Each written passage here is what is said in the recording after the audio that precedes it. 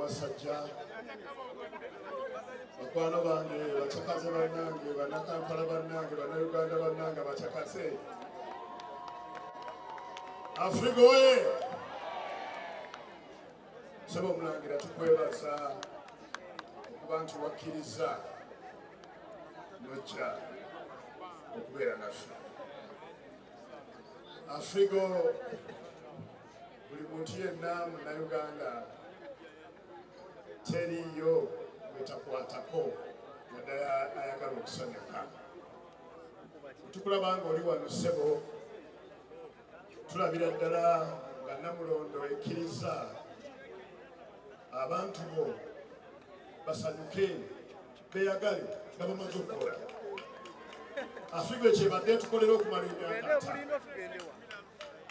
ssebo omulangira okusanyuka kwa Afrika kuno kutukwatirako ddala mulangira gwaffe abantu ffenna abaagala okukola ate era naddala Afrika okuzimba ebyobuwangwa kubanga music waabwe gwe bazanye abadde akwatira ku ntobo ya Buganda ku ntobo ya Uganda ku ntobo ya Afrika tweyanziza nnyo ssebo okukkiriza nojja bannange tuwe omulangira wasajja obugalo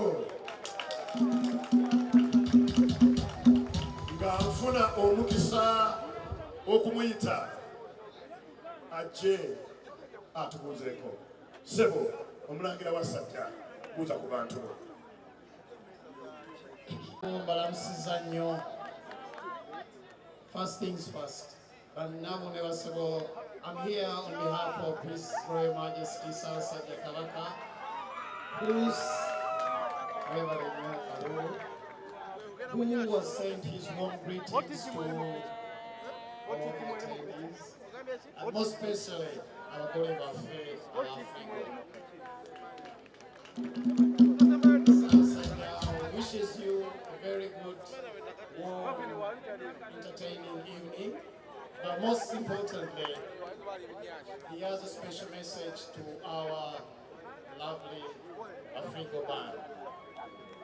On behalf of the Ghana Kingdom, we thank you for the fun you have given us for the last 50 years. We thank you for the promotion of our language and culture throughout generations within Uganda and across Uganda. We appreciate you so much. We thank our brother Ali, calling Ali Tight, for being able to promote Uganda talent within Uganda and beyond. I'm sorry, our friend here, Kofi, is not here, but Kofi is a good lover and a friend of Uganda Kingdom. Thank you for bringing these two close icons of Africa together. Ladies and gentlemen, Sirina Nyobigambo, yes, Binza Kusinga Kao, Kujako Kutegeza Ssaabasajja abatumidde nnyo era baagazza akawungeezi akalungi. With those few words, ladies and gentlemen, I have the honor and the privilege to launch ekitabo ky'abannaffe ab'Africa ekiweza emyaka 5 era ng'abasaba kikule olw'omukwano n'obwagazi ne dedication gye batuwadde emyaka egyo gyonna baagaliza akawungeezi akalungi Katonda abakuume.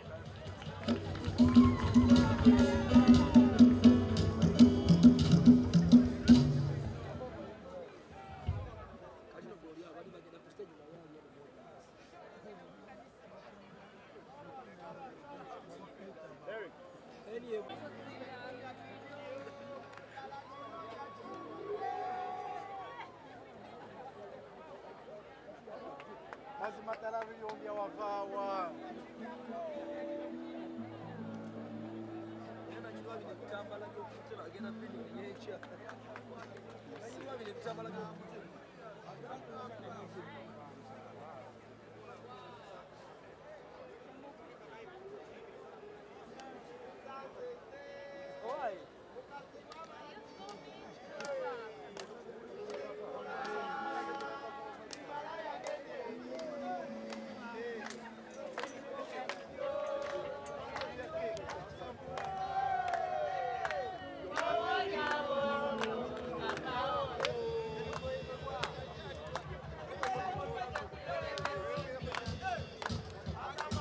thank you, ladies and gentlemen.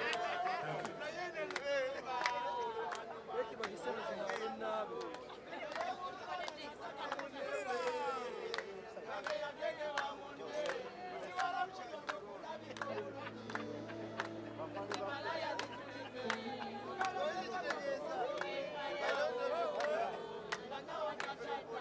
Kakati basebo ne banyabo omulangira akabazo okutukwasa ekitabo era kakati